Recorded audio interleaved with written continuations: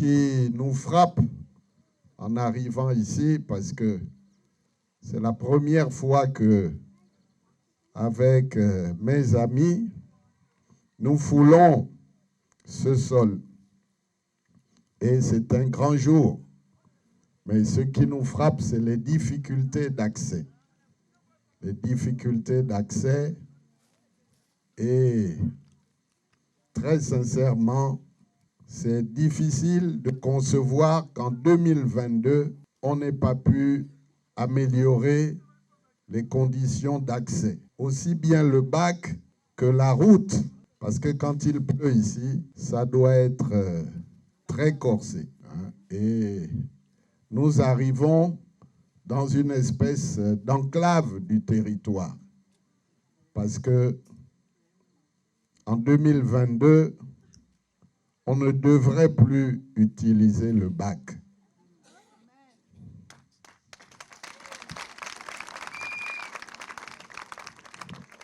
Alors, ça fait réfléchir parce que, en même temps, si on cherche, on verra que malgré toutes les difficultés, on continue à confier sa destinée à une association, un groupe de personnes qui ne veulent pas que le Gabon évolue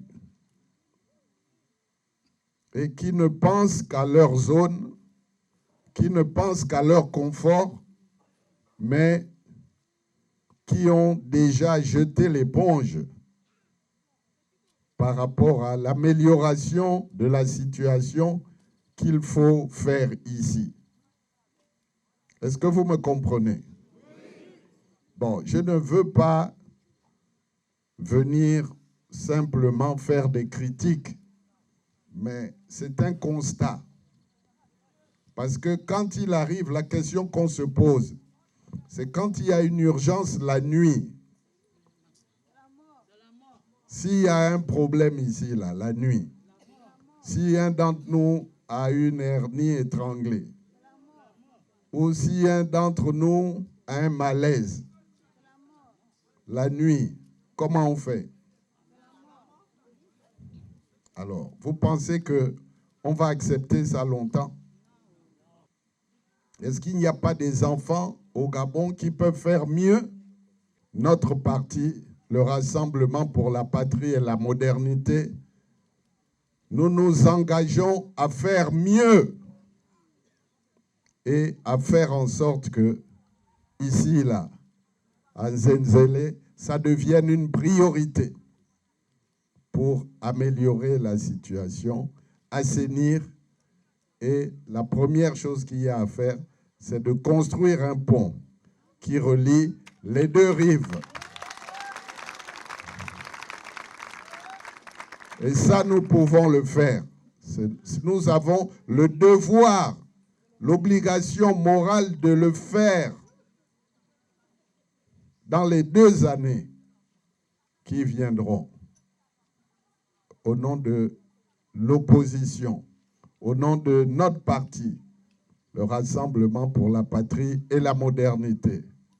En tout cas, moi, Barreau Chambrier, je m'engage, si vous nous soutenez, si les conditions sont réunies, le moment venu, à traiter ce problème-là et à trouver une solution définitive.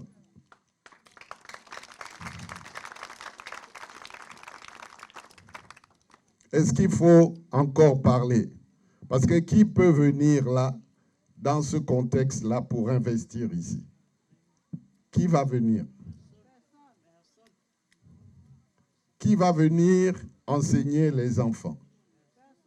Qui va venir être infirmière? Qui va venir être docteur?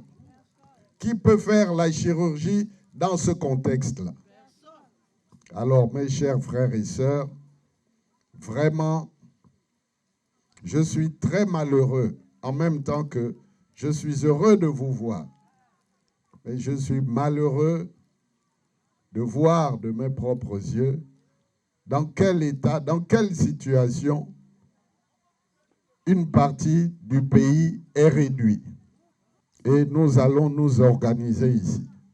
Il y a des hommes et des femmes qui veulent voir ce changement-là. Il faut ce changement pour que le développement soit plus équilibré dans le pays. Il y a des territoires qui sont abandonnés par l'État, n'est-ce pas?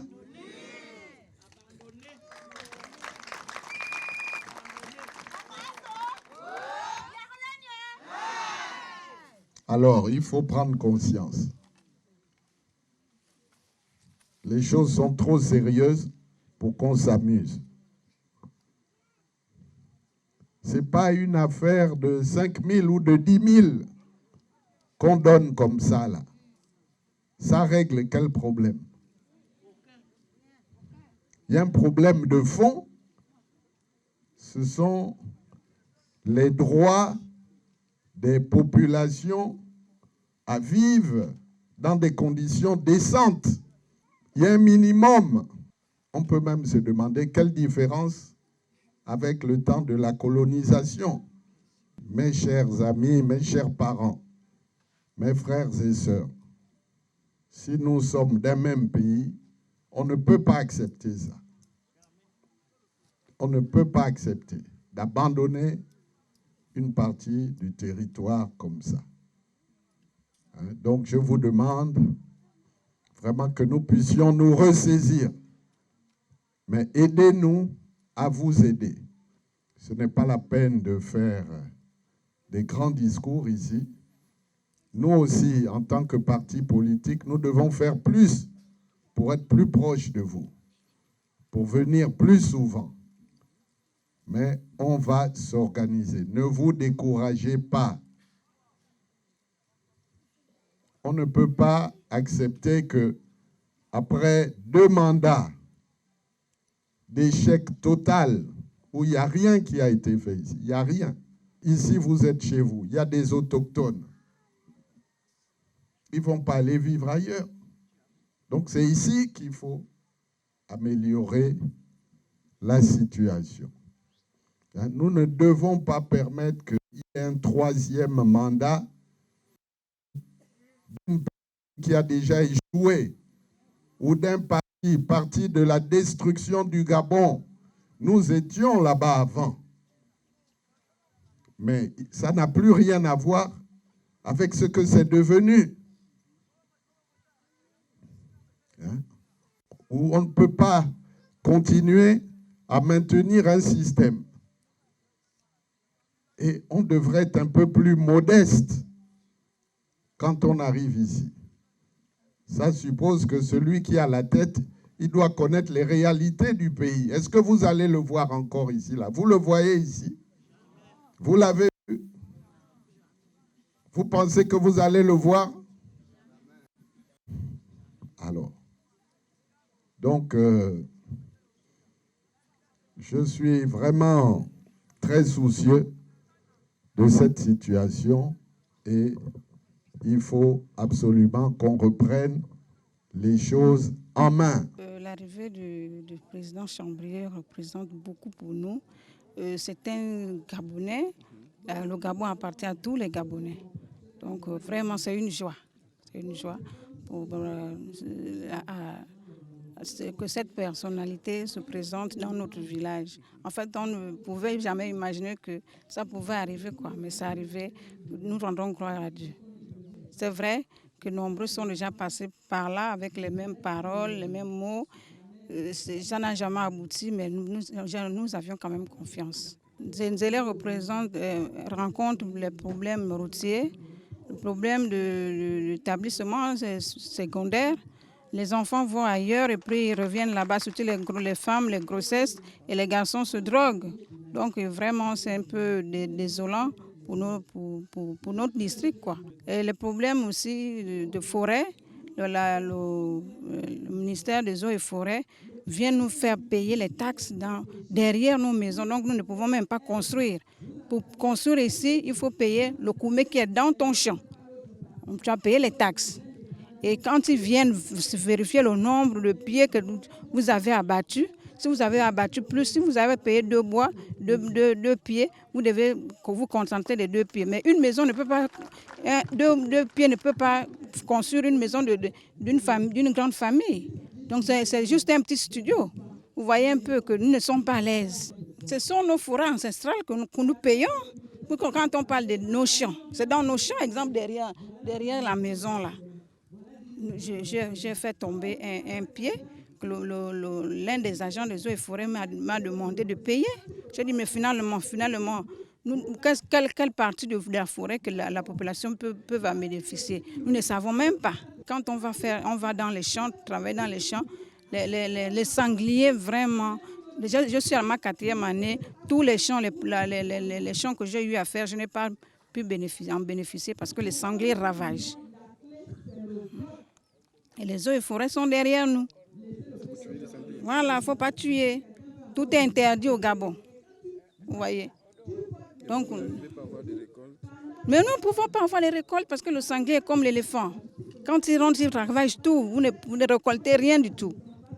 Vous voyez un peu. Maintenant, derrière les maisons, quand on va faire derrière les maisons, il y a les moutons. Il y a les chèvres qui viennent aussi nous embêter. Comment faire? Une certaine heure, le bac est fermé. Vous voyez un peu. Ou bien quand il y a les cordes là qui se rompent, on ne peut, la circulation est coupée. Il y a des périodes où il n'y a pas de véhicule ici, mais il y a des décès. À l'hôpital, au centre de santé, il n'y a pas de médicaments. Nous espérons que M. Barrot fera ce qu'il nous a promis et nous plaçons entièrement notre confiance en lui. S'il se présentait, il serait à 100% voté ici, soutenu, à 100%. C'est vrai que nous sommes déjà fatigués avec tous les mensonges, mais quand même, cette fois-ci, nous le soutenons. Nous croyons en lui.